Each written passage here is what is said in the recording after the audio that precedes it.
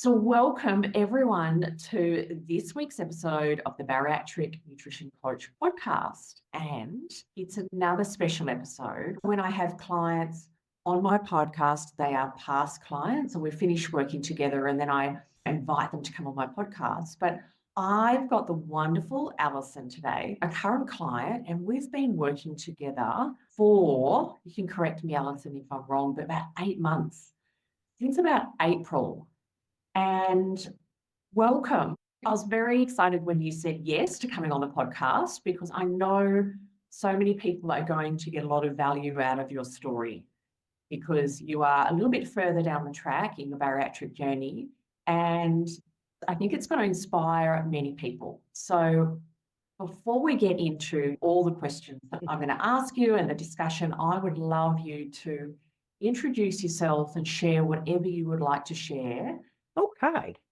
So, hello, everyone. My name is Alison, and I had gastric sleeve in February of 2018. I had planned for this surgery for about 6 months prior to that. After the surgery, I was very successful. I had started working out before, going boxing, and I absolutely loved it. It was the first time in my life I had ever loved any exercise, and it was great. After the surgery, it was wonderful. I was never hungry and the weight just fell right off. I'm like, oh, I'm loving this. I did well for about a year. I had stopped boxing. I went through stuff. I moved. Very slowly, the weight started to creep back on. And I remember just before the pandemic, I was probably up about 15 pounds. And I got to call my nutritionist that I had dealt with prior to surgery and maybe go to some of my surgeon's support groups. I started writing down when those were.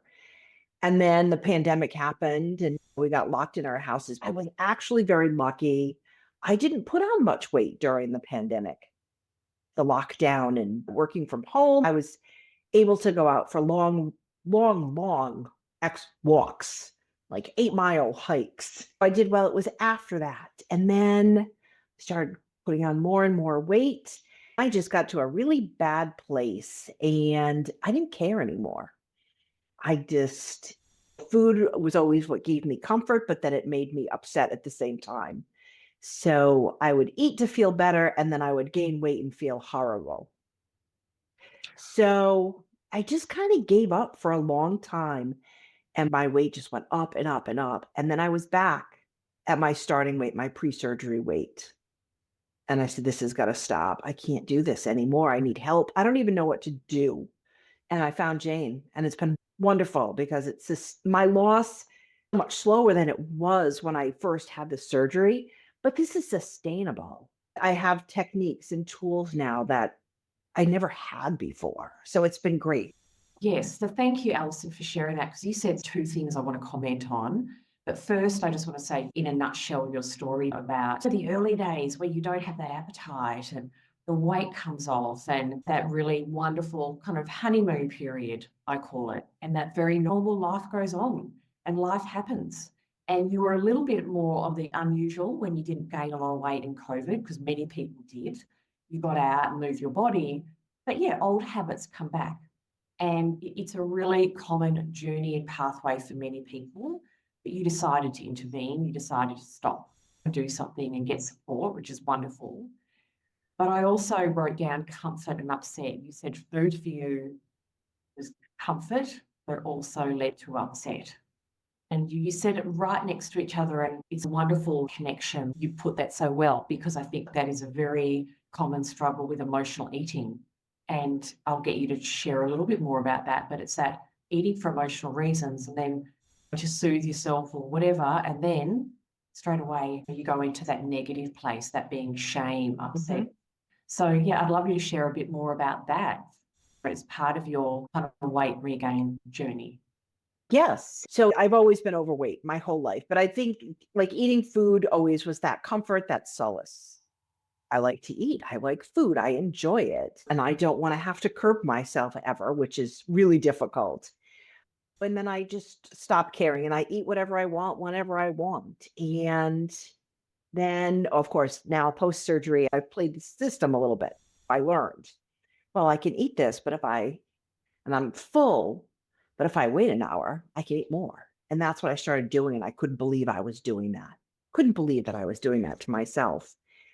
But then you eat, and then the results of the eating and the weight gain. And then I just felt horrible about myself even more. And it was just, I remember talking to the first call that we had, and I was in this horrible downward spiral, and I did not know how to stop and get around it. I was almost like I was in a competition with myself.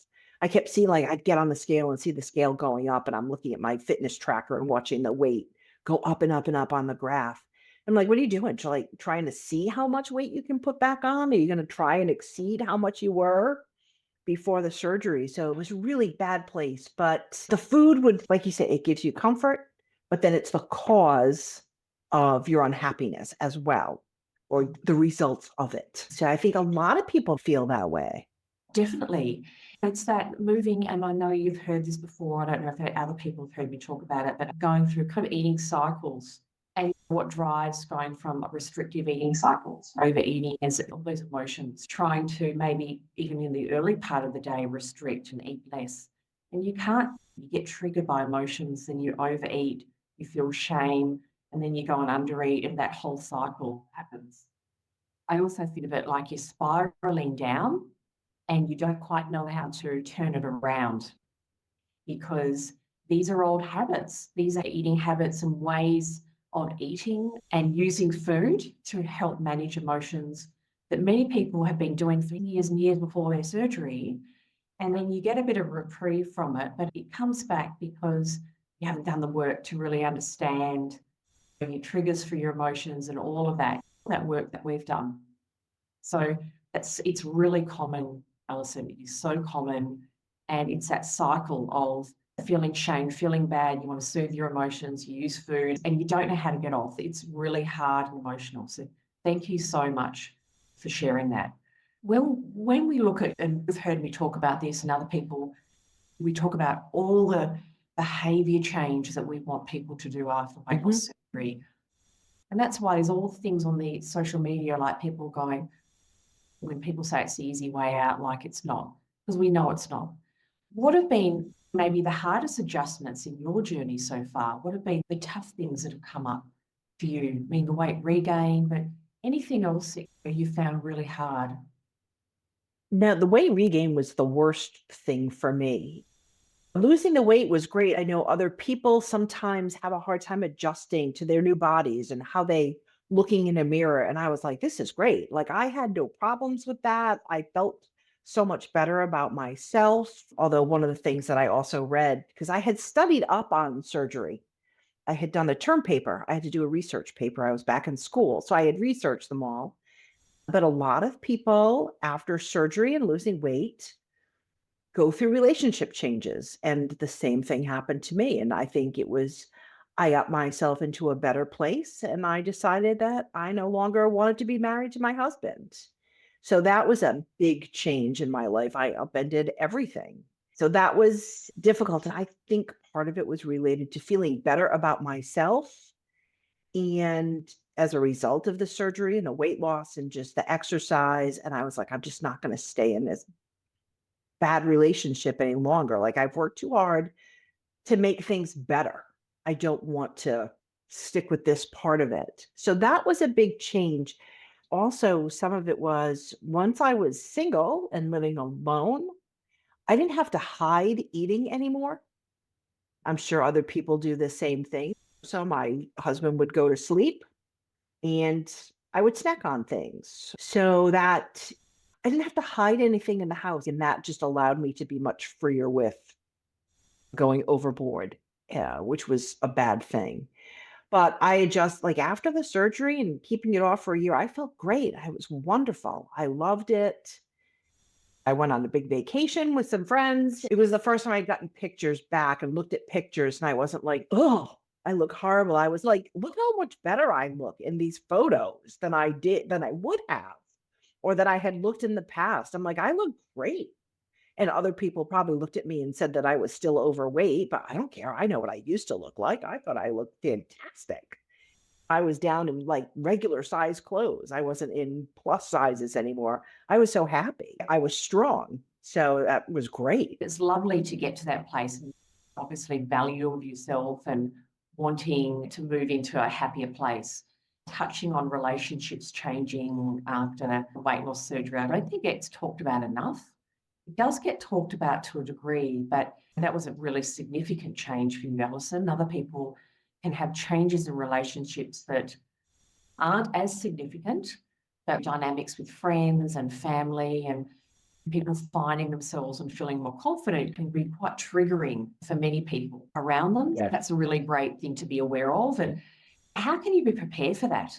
Even if you read about it and kind of hear about it, you don't know how people in your life or how you're going to feel. That's why there's so many unknowns after bariatric surgery because you don't know how you're going to feel. So thank you for sharing that. What do you think were the key you shared about when you live alone and you don't have to eat? You've got that freedom, and I suppose you went through that kind of like moving out of home period of like, I can do whatever I want and all of that. What do you think were the keys? So emotional eating, any other kind of key things, just coming back to that kind of triggered that with the regain? Anything else that played a part? Well, and I think it was a few years after the divorce, because shortly after I got divorced and moved out was when COVID happened. And then I was like, just, oh, thank God I'm not still living with him because this would be horrible. Like, I'm so glad I got out when I did. So I think it was being alone. It became a big trigger for me. I would realize I'm like, I never want to get married again, really don't have any desire to be in a relationship. But as I was gaining more and more weight, I was like, I've never, even if I just wanted to meet somebody for a casual, like, I don't like how I look. Nobody's going to date me. So it became this, oh my God, I'm 58 and I'm going to be alone for the rest of my life. And I'm like, ugh. So that became very triggering also, because then I'm like, oh, poor me, I put on another 10 pounds. And then, like, that's where it just all came together. I'm like, I don't care if I ever date casually or not. It just seems like a horrible thing to date at this point in my life. I just can't even. And you've got your cat. Yeah, no, I know. It's not the same. Not a crazy cat lady, I promise. I know. While I remember, can you share your non-scale victory about your cat and your couch? Just Okay, so other people can probably relate to this as well, and either with a human or another type of animal. But I like to, when I watch TV, I lay down on the couch and I get comfortable. And my cat used to lie next to me, and then I gained so much weight, and so did she. We could not lay next to each other on the couch. So now that I have lost 40 pounds, the cat and I can fit next to each other on the couch when I lay on my side. So she doesn't have to lay on top of me or whatever. It's just, I mean, it's silly, but other people have probably experienced the same thing with a partner, with a dog, with a child. Being able to share a space with somebody comfortably. I hadn't heard that non-scale victory before, but no, it's really sharing a space. Beautiful. And it's such a tangible victory as well. So you got pretty low. You didn't know how to spiral down. You reached out for help. So let's talk about the work we've been doing together and the benefits and how we've gone through lots together, and you've been on holiday and you've now moved into a new job. And I feel I know you fairly well, but let's start from the beginning. What are some of the things that I know that we're sharing for other people? Some of the things we worked on. Meal plans, planning things out, having meals done. The nutritionist before my surgery, like, here's your list of proteins and your carbs and your things, but there was nothing to put it all together. And I'm like, well, if I knew how to do this, I wouldn't be fat in the first place. I have a hard time planning out my meals. So while you didn't put them together for me, I put together things, but you reviewed them and you always had such great suggestions. Having meatballs as a snack, I was like, oh, that's genius. And when I was looking to add more fiber, you're like the rye crisps with your cottage cheese or with avocado. I'm like, genius. I like it. And we've spoken about this going through the lesson plans in your system and the 2-to-1 bites. I'm like, how has nobody come up with this? Like, why isn't this information that you got to publish a book, Jane? I mean, this stuff is out. Like, nobody has ever said to me, eat your protein, have 2 bites of protein, then have a 1 bite of other. I'm like, oh, light bulb. It was great. And doing the weekly check-in.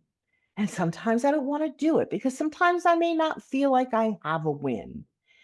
And maybe I have more, and then maybe it's like the same struggles week after week after week because I never change my behavior. But going through those, doing the modules and then doing the self-assessment and redoing the self-assessments, and I'm due to go through that again. And for me, it was facing my issues and addressing them and being aware of, I always knew I ate emotionally, but really pointing it out. And you'd be like, when you start to feel like you want something, stop. Think about it. Why do you want to eat? Are you just thirsty? Is it a craving? Are you really hungry? What's going on emotionally? So I stop and would think about things and be like, oh, yeah, work is kind of like stressing me out right now. Of course, I'm getting up and heading into my fridge because I'm looking for some comfort. I'm looking for that. So you really helped me identify these things so that I can try and work on them on my own. Yes, which is great because you're a nutrition, you're not a therapist, although you have helped a lot. Because a lot of stuff is just really facing it instead of denying it or just like pushing it aside and shoving some potato chips in my face. I've had to face some things. Yeah, which has been so helpful. Lovely. Now, thank you for sharing that. And that's one of my goals that my clients leave with. I call them skills and tools in their toolkit that you can use for the rest of your life. Because the traditional bariatric dietitian is, yeah, pieces of paper and follow this and follow that. And it's not developing new skills and awareness. And you were talking about the self-reflection. And in the program, we have different points where we do a little self-audit about some of the key eating areas of key habits. And it's great to stop every now and again and say, how am I going with compassion? We always do it with compassion. How am I going there? And what am I doing well? And where can I work on? And when we do that, those self-audits regularly, we really can also see our progress because human nature is we want to get to our end goal before we give ourselves even a pat on the back. Sometimes people say, no, I need to do more before I give myself a pat on the back. We don't want to give ourselves and celebrate those small wins, those small steps forward. And we need to, because really the journey is lifelong. There's no end journey. There's no end point. It's around establishing eating habits, challenging your mindset, challenging the way you see your body and food, and doing that in nice small steps going forward. Are you going to take a step back? Yes, you are. And that's why I call myself coach, even though I am a dietitian, because my approach is coaching and not like I educate, I'm a teacher as well, but I'm wanting you, my clients to learn and getting tools in their toolkit so you can self-assess and with compassion. And I say that all the time because how hard is it sometimes to be compassionate with ourselves? Really hard. Yes, it is. It is. Yeah. So thank you so much for sharing that. So we've just started your third boot camp. So often people say, because they say when you have a program, you've got to give it a name. So I had to come up with a name. Boot camp. And then people often think that there's, well, what happens at the end? Well, when people get to the end, some people say, I'm going to go off and fly on my own, I call it. Lovely, where I am if you need it. Other people like yourself go, well, I've got these certain goals, I've kind of hit these, achieved so much, but I know I want to achieve more. Mm-hmm. And we renew. So we go, okay, well, what is the next 4 months going to look like? And we are heading towards you going to a wonderful overseas holiday next year that you're with. It's beautiful.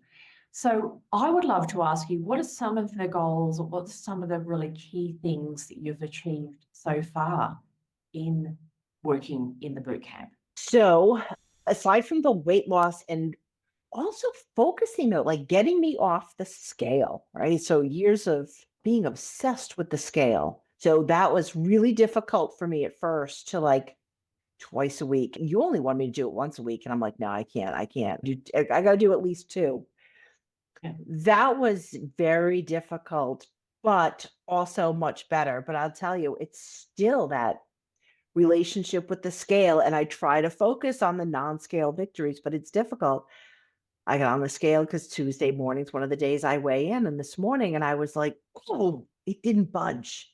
I was so frustrated. Mm. And I'm like, it's fine. You've got the new job. I've been eating more because now I'm doing the afternoon snack where I wasn't before. I had to, going from working at home to working in the office and commuting, we had to adjust my meal plan and my timing. But I've been exercising so much more because I've been walking like 3 miles a day. So I'm like, okay, I will talk with myself that the scale is, it's just a number. And my activity has increased. My food is still good. I'm okay.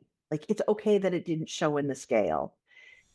But I had to talk myself through that because I was so, when it's like off and on the scale, off and on, off and on. Well, no, that can't be right. So that was very helpful.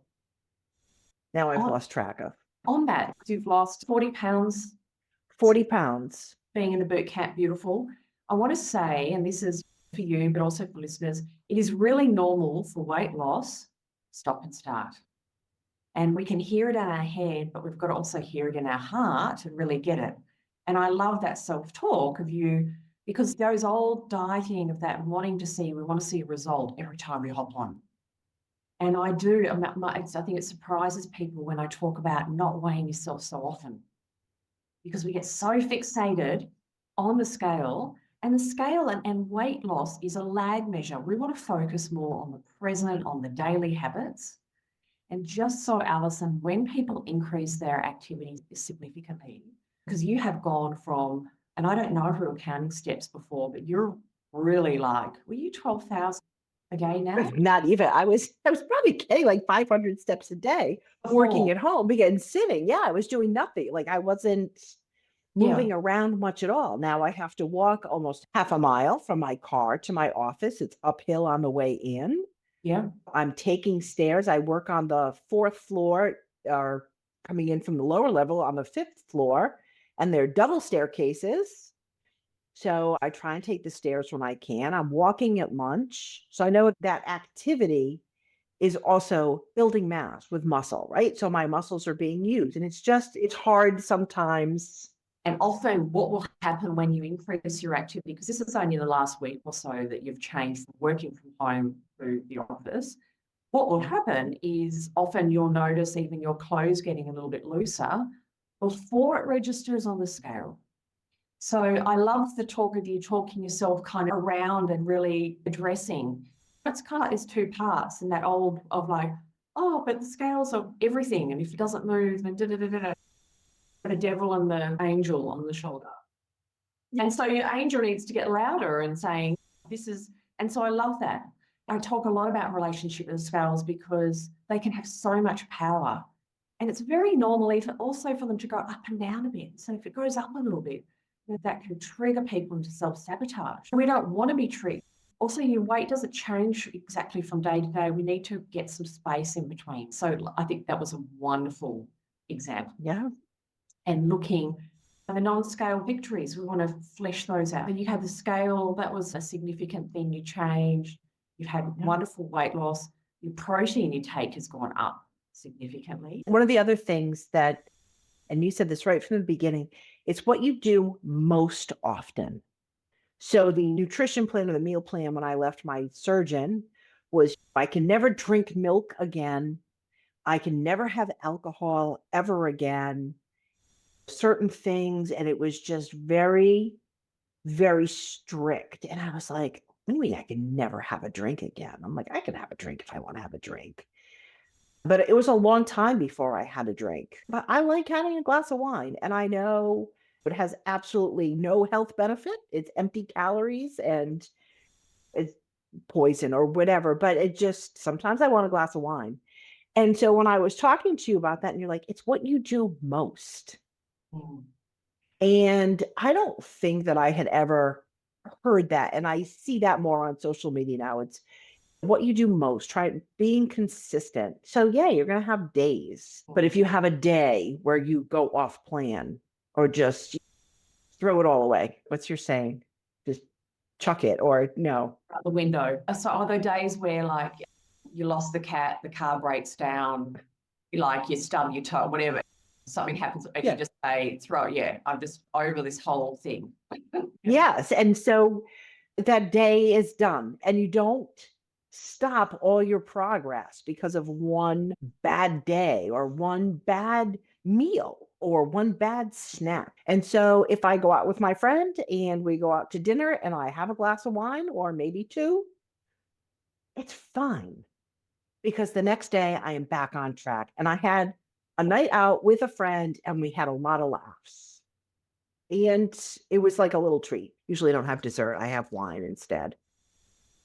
But yeah, so I think that was it. It was what you do most often. What you've just talked about is balance. And that is where we want to get to. I'm working online now and I have clients all over the world. I have heard so many things that people have been told in their pre-surgery educations or from their bariatric surgeon or centre. And we can never have this again, never have that again. Kind of like, you'll never have takeaway again. It's kind of like your life's over. And because there is so much discomfort and they want to change their lives, they still decide to go through the surgery. But in reality, that is not realistic. That is restriction. And what happens is when you say you can never have anything again, what do you think about? You think about that. And ultimately, in the early days, we're really leveraging the tool, the surgery, the drop in appetite and taste changes and all of that to optimize. We want to get the best out of our surgery, but ultimately, we want to find that place of balance because that's where you don't feel deprived, you don't feel that restriction. And that part of you goes, it's okay, I can have things sometimes. We find that new intuitive eating cycle where all foods fit. And I don't feel like I'm not eating something for emotional reasons and I'm eating things because I enjoy things, but I can have a small amount and I can enjoy it. There's no shame, there's no after effect. And I can go out with my friends and have a couple of glasses of wine, have a wonderful time and feed the soul, so to speak, and have that balance. So it's not tipping you a little bit out of your plan to that black all or nothing kind of thinking of like, now I'm off track, I'm just going to do whatever I want. It can take really some time to get there, Alison. Sometimes it can take a lot to get where you are, but that's ultimately what we want to get to because we can't never have this ever again. It just doesn't work. And then people, they have a little bit of something and they feel like they're a failure and they feel like it's just them and it's not just them. So I'm very passionate about that because I've heard you said you surgeons can't have milk. I'm like, what's that about? Yeah, so it's interesting because different bariatric centres, different bariatric surgeons have different views, and a lot of things that can be given as guidelines aren't really evidence-based. So is there evidence to say drinking a lot of alcohol in your weight loss phase can slow down weight loss? Yes, a glass of wine here or there is not going to do it. We don't want to go back to regular drinking. But when you get to your weight maintenance and more kind of that longer term, what does balance look like? When you see you have it occasionally and you're just coming back to what you said, I say a lot of the time, it's what you do most of the time that impacts your health and your weight. And finding balance is that freedom. But that is where you get there when you trust your body and you trust food again. And most people that are bariatric surgery, not trusting food, and people get so connected to counting calories on apps, not listening to their hunger and fullness cues. And we've done lots of work around you listening to your body and getting a better sense of what it's saying to you. So that's a wonderful, that finding balance. That's everyone's got their different words for it. That's how I say it, but just know that you can think of it in a different way or have different words for it, but that's ultimately where we want to get to. Right. Yes. And that makes me feel so much better about myself. I think I put in my tracker and I've told you that I really wanted potato chips one day. So pre-working with Jane, I would have bought a family-sized bag of potato chips and I would have eaten it all. And instead, I bought a single serving and I was like, okay, I'm going to sit here and I'm going to eat a single serving bag of chips and I'm going to enjoy them and then I'm going to move on. And it was great. It got me over the craving. It was a small bag, so it didn't do any damage. Not that it wasn't eating a family-sized bag of chips by myself. So it was a small change, but it meant that was a big deal for me to be able to do that and just be like, all right, I can buy a little bag of chips and that will be enough to hold me over. Beautiful. And that is that learning to trust yourself, that you can eat them slowly, enjoy them, and go, oh, I can feel satisfied at the end of a small amount. That's a wonderful example. And then it's practice. And it's a bit like a practice of a muscle. We practice that and we get better at it. Then it becomes more default, more of a habit, that when you do feel like something like that. And that's ultimately what we want to get to. And that's really wonderful, Alison. Yeah. Beautiful, beautiful.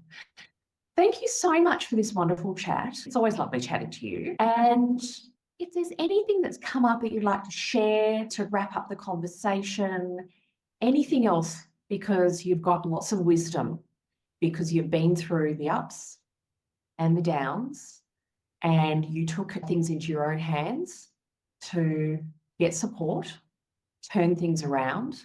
And over that since 2018, a lot's happened. Yes. A lot has happened. A lot has happened in your life, in the world, but also in your life. So is there anything that you'd like to finish up with? So for listeners that have went through the same thing where you have that guilt or shame that you've regained weight, I recommend if you haven't worked with Jane, do it. It's been so helpful. It really turned me around. And if you're having surgery or just have had it and you're working with Jane, you're very lucky because she'll get you on the right track.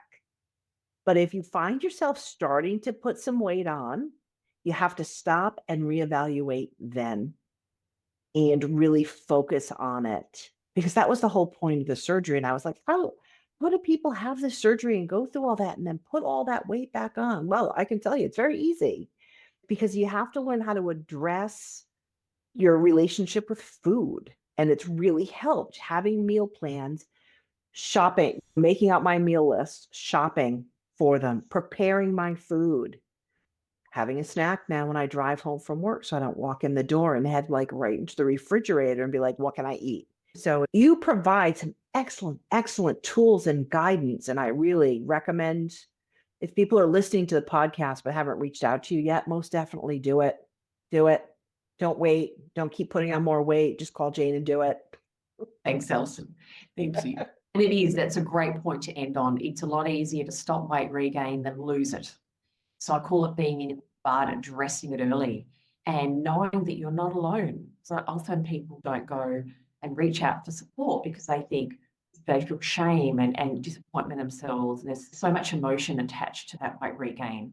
So thank you so much. Thank you for being so generous and coming on the podcast and sharing your thoughts and your journey, because people get a lot of value out of hearing other people's stories. That helps people connect, people all over the world because it goes global, but somebody could be very isolated in their little town somewhere and they listen and they go, that really resonates with me. I'm not alone. And that's part of the reason why I do my podcast. So thank you so much, Alison, for being on. Thank you so much for asking me to be on. This was wonderful. You are so welcome and so brave, because it's really brave to get on and talk about your journey. So thank you everyone also for listening. I really appreciate your support. I have had such wonderful feedback for my podcast, which is really very humbling for me. If you would like to, I would love you to subscribe and also go and leave me a review. Give me, people saying their podcast like 5-star review. I want you to give me the review that you want me to have, but any feedback or any review would be wonderful. It helps people decide to listen to my podcast. So thank you so much, and I look forward to being back in your ears next week. Bye for now.